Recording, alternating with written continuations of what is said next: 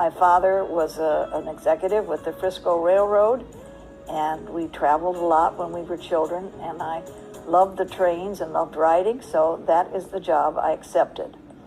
And that, too, led me into an entirely new path. 1950s, a regular passenger on board the train was Washington patent attorney Harry Toulmin Jr.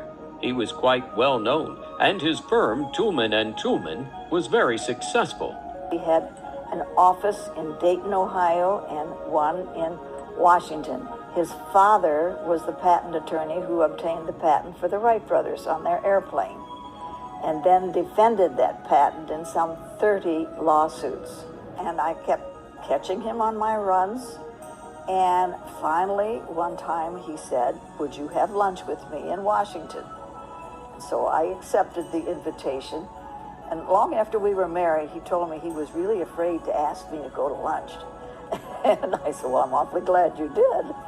And so that's where the friendship started. November 12, 1958, they were married. We were married in Washington, D.C. It was a very small, quiet wedding with just family. And after our wedding dinner, we took off for Florida. He had a home in Fort Lauderdale at that time. So we spent the honeymoon there. And then later that year, we went to Europe. And we had a very adventurous life. We traveled a lot. He had clients in Europe, many in Germany. It's a very industrious country, and they had a lot of patent business.